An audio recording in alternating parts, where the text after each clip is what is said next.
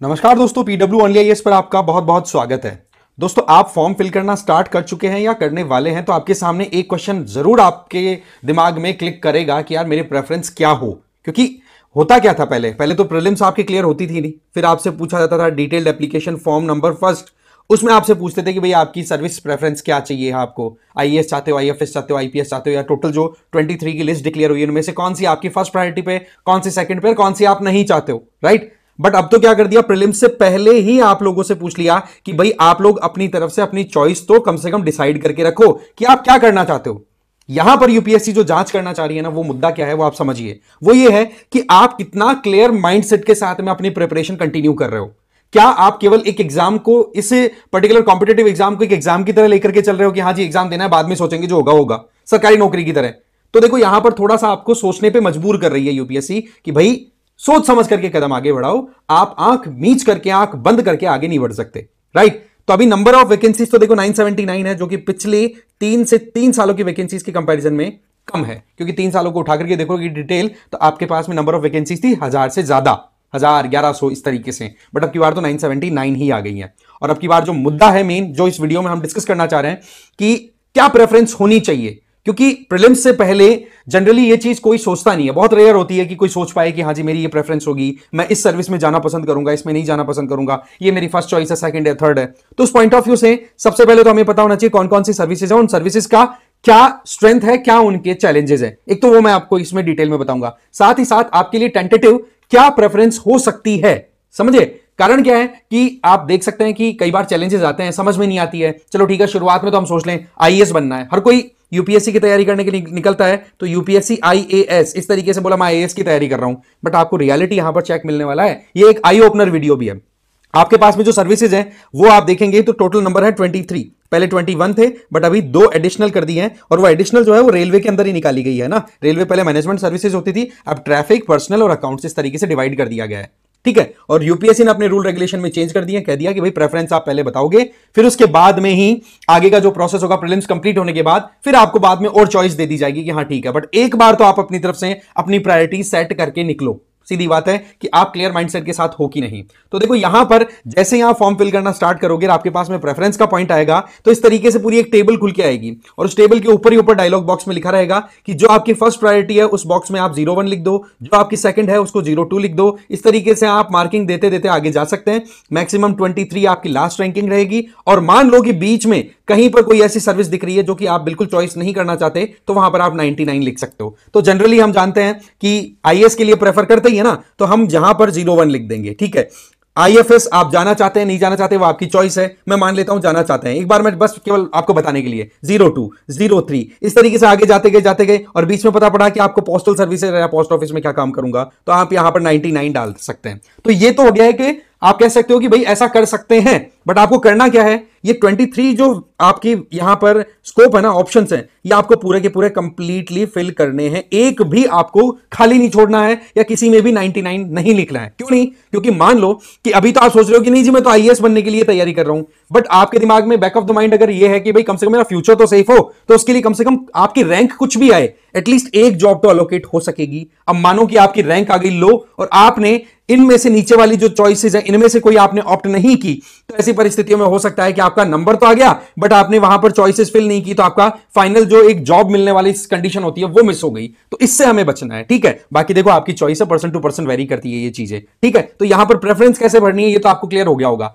अब हमारे सामने सवाल ये आता है कि इन सर्विसेज में हम कैसे ऑप्ट करें। तो देखो बात ऐसी है कि आपको इन 6 क्राइटेरियाज को दिमाग में लेकर के चलना होगा। सबसे पहला तो इंटरेस्ट एंड स्किल। देखो सीधी बात है, आपका बैकग्राउंड क्या है, आप किस तरीके की स्टडीज करके आए, ग्रेजुएशन किस चीज में है आपकी, और क्या आपका इंटरेस्ट है, कहां पर आप जाना चाहते हैं। अगर आप मानो कि मुझे ऑफिशियल वर्क ही करना मेरी सबसे बेस्ट मेरे लिए चॉइस रहेगी, ऑफिशियल वर्क करना मेरे लिए बेस्ट चॉइस रहेगी, तो ऐसे में आप सपना आईएएस या आईपीएस का करोगे ना, तो बहुत ज्यादा फ्रस्ट्रेट हो जाओगे, बहुत ज्यादा प्रेशर में आ जाओगे। और वहीं पर आपको अपनी खुद की कंपैटिबिलिटी, खुद की कंफर्ट जोन, कंफर्ट का मतलब हो गया कि जहां पर आप अपनी परफॉर्मेंस मैक्सिमम दे सकते हो, एटलीस्ट उसके बारे में आपको आइडिया होना चाहिए। दूसरा, करियर प्रोस्पेक्ट, दैट मींस आपको कहां पर जाना है, किस पोजीशन पर अपने आप को देखते हो आने वाले समय में, एटलीस्ट उन चीजों को तो दिमाग में लेकर के आपको सोचना ही चाहिए।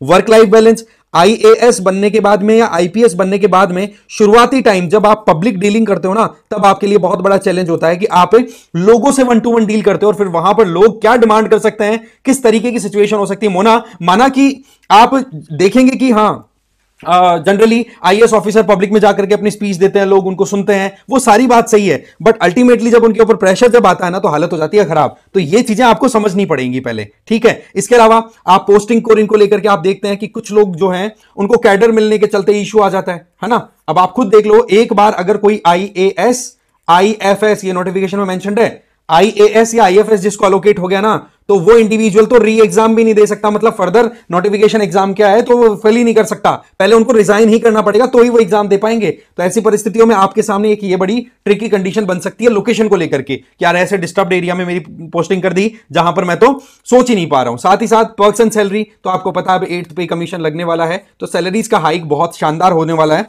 तो उसमें भी आप उस चीज को कंसिडर करें कि हाँ भाई यहां पर सैलरी अभी इतनी चल रही है, इतना मिलने के चांसेस हैं। और एक बड़ी इंपॉर्टेंट चीज, आप चाहते हो कि भाई मुझे तो हमेशा सिटीज के अंदर ही काम करने को मिले, शहरों के अंदर ही होती है, देखो सबकी अपनी अपनी टेस्ट, तो उस पॉइंट ऑफ व्यू से देखो ना, तो आपकी ऑल इंडिया सर्विसेज में तो देखो कहीं पर भी जॉब लग सकती है, ध्यान से समझना। बट जो आपकी सेंट्रल गवर्नमेंट की क्लास ए या फिर बी कैटेगरी की जो जॉब्स हैं, उनके अंदर आप जाओगे तो सिटी में ही जॉब लगेगी, ये थोड़ा सा आपको फेवर कर सकता है। साथ ही साथ आप लॉन्ग टर्म में सोचे कि आज के 10 से 15 साल बाद में मैं खुद को कहां देखना चाहता हूं, वो चीजें आपको देख लेनी है, कहां देखना चाहता हूं या कहां देखना चाहती हूं, समझ गए।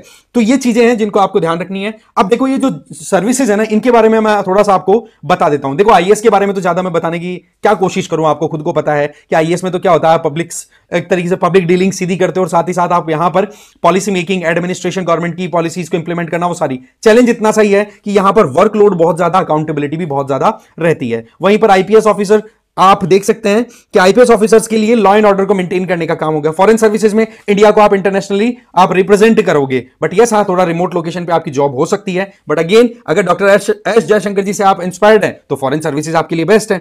इसके अलावा आप यहां पर देख सकते हैं कि फिर आप रेवेन्यू सर्विसेज, रेवेन्यू में हमारे पास में कस्टम इनडायरेक्ट है और एक रेवेन्यू में डायरेक्ट टैक्स है, इनकम टैक्स आ गया आपका, ठीक है। तो इन दोनों की चॉइस भी आप ऑप्ट कर सकते हैं। इसमें भी मोर और लेस आजकल तो खैर पब्लिक डीलिंग कम हो गई है, वैसे देखा हो तो अभी रिसेंट टाइम में 800 से ज्यादा आईआरएस ऑफिसर्स ने रिजाइन भी किया था, क्योंकि उनकी बहुत ही ज्यादा मोनोटोनस जॉब हो जाती है, क्योंकि आजकल ऑफिशियल काम जो है ये इनकम टैक्स का ये सारा ऑनलाइन होने लग गया ना, तो इस वजह से उन लोगों ने फिर रिजाइन कर दिया या फिर कुछ और एस्पेक्ट दिमाग में लगा लिया करते हैं। खैर बात इतनी सी है कि आपको बहुत सोच समझ करके प्रेफरेंस फाइनल कर लेनी है। ये एक तरीके से ट्रिगर है कि भाई थोड़ा अलर्ट होकर के आप आगे बढ़े। अब इसके अंदर देखो आपकी चॉइस क्या हो सकती है, उस पे हम सीधा आए तो देखो नंबर 1 पे, नंबर 1, 2, 3 इन पे तो आपके लिए देखो Indian administrative service, foreign service और पुलिस सर्विसेज, इनके ऊपर कोई डाउट ही नहीं है, जनरली इन्हीं की प्रेफरेंस रखी जाती है, तो ये आप रख सकते हैं। फॉरेन सर्विस और आईएएस में आपका सिलेक्शन हो गया तो आप फर्दर एग्जाम नहीं दे सकते, और एग्जाम अगर देना चाहो तो पहले आपको रिजाइन देना पड़ेगा, तब जाकर के यूपीएससी दोबारा आपको अलाउ करेगी। इसलिए एक ये फैक्टर होता भी है कि क्यों selected IAS, serving IAS officers हैं वो रिजाइन करते हैं, क्योंकि उनको फिर दोबारा एग्जाम देनी होती है, क्योंकि उनका कैडर का कुछ इशू आ जाता है, समझ गए। फिर उसके बाद में आप जा सकते हैं सीधा इंडियन रेवेन्यू सर्विसेज के साथ में, जिसमें आप इनकम टैक्स को फर्स्ट प्रायोरिटी पे ले सकते हो, ठीक है। 1 सेकंड, इनकम टैक्स को आप फर्स्ट प्रायोरिटी पे ले सकते हो, और दूसरी तरफ आप देखेंगे यहां पर तो आप इनडायरेक्ट टैक्स कस्टम है उसको आप नेक्स्ट प्रायोरिटी पे ले सकते हो। टोटल 5 हो गई। फिर उसके बाद में आप नेक्स्ट अगर दिमाग लगाओ तो आपका जो ऑडिट एंड अकाउंट्स वाला है ना, इस पे आप जा सकते हैं नंबर 6 के लिए, ठीक है। तो देखो 3 तो यहां हो गई थी हमारी, समझ गए, 2 यहां पर तो मतलब 5 हो गई। नंबर 6 पे आप इंडियन अकाउंट्स एंड ऑडिट पे जा सकते हैं। फिर उसके बाद में सिविल और डिफेंस अकाउंट्स का कॉन्सेप्ट है, यहां पर ये वाली और ये वाली, इन दोनों के लिए जा सकते हो, आपकी 7 और 8 के लिए, ठीक है। इसके अलावा फिर आप नेक्स्ट आप प्रेफरेंस के लिए जाना चाहो तो मैं मेरी तरफ से सजेशन दे सकता हूं आपको कि देखो पोस्टल, टेलीकॉम और इंफॉर्मेशन, ये 3 सेगमेंट बच गए आपके, ठीक है।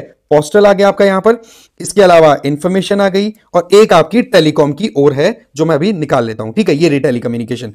इन तीनों में से अभी के टाइम के हिसाब से जो आपको हाईली डिमांडिंग लगे कि भाई मेरे को तो बिल्कुल एक तो होता है शांति वाली नौकरी, तब तो देखो पोस्टल आपके लिए बेस्ट रह सकती है। और आप चाहते हो कि यार थोड़ा सा तो मैं एक्टिव रहूं, तो टेलीकॉम सेगमेंट जो है वो बहुत ही ज्यादा अभी आपको एग्रेसिवली राइज होता हुआ दिखाई पड़ रहा है, ठीक है। और इन्फॉर्मेशन वाली तो आपको पता ही है आजकल सोशल मीडिया का जमाना है, तो वहां पर थोड़ा सा आप अपना एक्टिवली रोल प्ले कर सकते हैं, बट अगेन ये मोर और लेस सेंट्रल गवर्नमेंट की मिनिस्ट्री से सीधा कनेक्टेड है, ठीक है। तो थोड़ा सा आप इस पॉइंट ऑफ व्यू से इन 3 को और ले सकते हैं। तो 8 तक हो गई थी, तो 9, 10, 11 यहां तक आप पहुंच गए।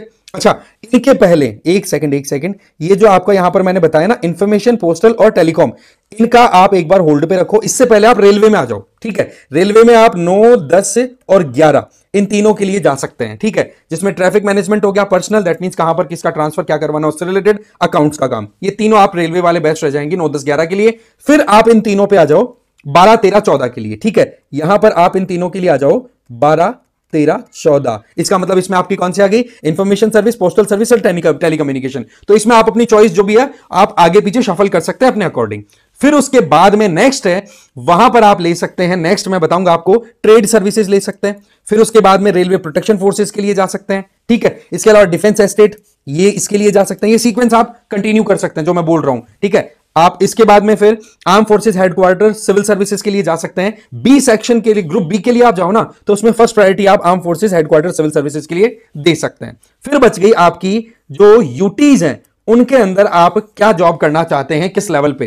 तो एक तो डेनिक्स है, डेनिक्स तो सिविल सर्विस है। एक आपकी आ गई डेनिप्स, वहीं पर सिविल सर्विसेज के बाद में पुलिस सर्विसेज। डेनिक्स का मतलब क्या हो गया, दिल्ली, अंडमान निकोबार, लक्षद्वीप, दमन दीव, दादरा नगर हवेली, ये आपकी यूटी हो गई। इसके अलावा पुदुचेरी के लिए सेगमेंट आपका सेपरेट यहां पर आप देख सकते हैं। तो इनके अंदर आप प्रेफरेंस कुछ इस तरीके से दें कि सिविल सर्विसेज हैं वो आपकी फर्स्ट प्रायोरिटी पर रहती है। जैसे भी हम देखें यहां पर यूपीएससी की बात भी करें तो आप यहां पर अपनी जो होती है ना स्ट्रेंथ उसको चेक करें या फिर उसको रिकॉल करें कि हाँ जी मुझे वहां पर एडमिनिस्ट्रेशन को देखना है या लॉ एंड ऑर्डर को मेंटेन करना है। आपकी चॉइस है।